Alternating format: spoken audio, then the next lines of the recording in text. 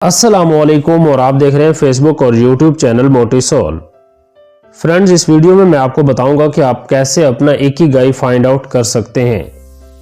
Ikigai एक Japanese concept है जिसका मतलब है रीज़न ऑफ बीइंग, यानी जीने की वजह। और ये किताब भी है।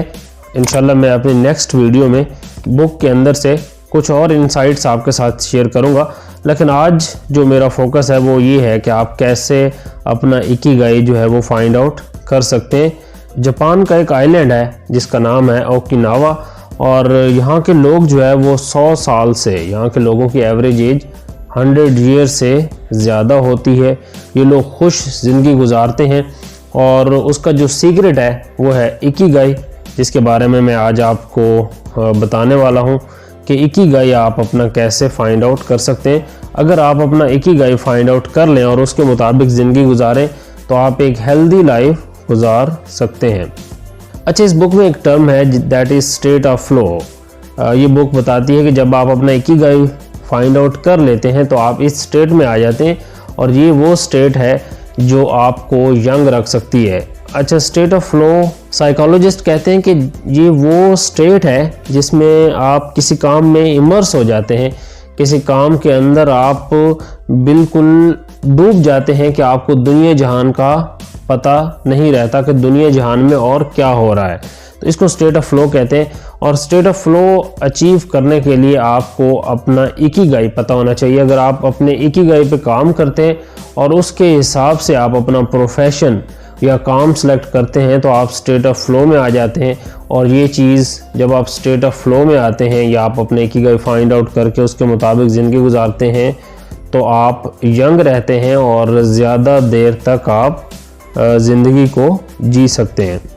इसमें अपना इकिगाई फाइंड आउट करने के लिए आपको इस वक्त स्क्रीन पर जो है वो 4 सर्कल नज़र आ रहे हैं, 4 सर्कल्स, और इनका जो आप कह रहे हैं इंटरसेक्शन होगा वो इकिगाई कहलाता है। ये एक्चुअली ये 4 सर्कल जो है ये 4 क्वेश्चंस है, और इसमें सबसे पहला क्वेश्चंस है जिसका आपको आंसर करना होता है अपना इकिगाई फाइंड आउट करने के लिए।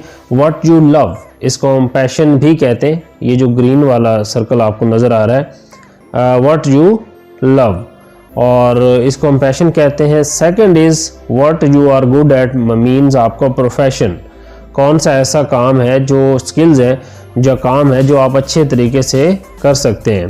एंड थर्ड इज़ वो कौन सा ऐसा काम है जिसको अगर आप करें तो दुनिया आपको पे करने के लिए रेडी होगी, दैट इज़ वोकेशन, इसको हम कहते हैं वोकेशन।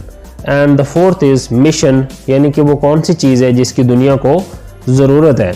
जब आप ये चारों सवालों के जवाब दे देंगे तो जो इनका इंटरसेक्शन होगा, जो इसमें से कॉमन चीज़ होगी, वो आपका इकिगाई कहलाता है। कि for example what you love में आता है कि आपको फॉर एग्ज़ाम्पल आपको टीच करना जो है वो अच्छा लगता है, तो ये क्या हो गया, ये आपका पैशन हो गया। अब सेकंड जो क्वेश्चन है, ये स्टेप है, दैट इज़ प्रोफेशन, कि आप what you are good at, आपकी स्किल्स क्या हैं। आपकी स्किल्स कम्युनिकेशन है, आप अपनी बात को अच्छे से समझा सकते हैं, आप प्रॉब्लम्स के सलूशन अच्छे तरीके से दे सकते हैं, आपकी कम्युनिकेशन स्किल अच्छी है, तो ये क्या है, ये आपका प्रोफेशन हो गया। अब वोकेशन क्या होगा, वोकेशन ये होगा कि वो कौन सा काम है जो करके, जो अगर आप करें तो आपको दुनिया पे करेगी। आप टीच करके, आप ऑनलाइन लोगों को गाइड करके जो है वो पैसे कमा सकते हैं, दुनिया आपको पे करेगी।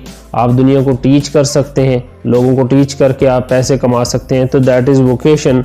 और फोर्थ जो है मिशन, कि दुनिया को क्या चाहिए, दुनिया को गाइडेंस चाहिए, तो ये क्या हो गया, ये आपका मिशन हो गया।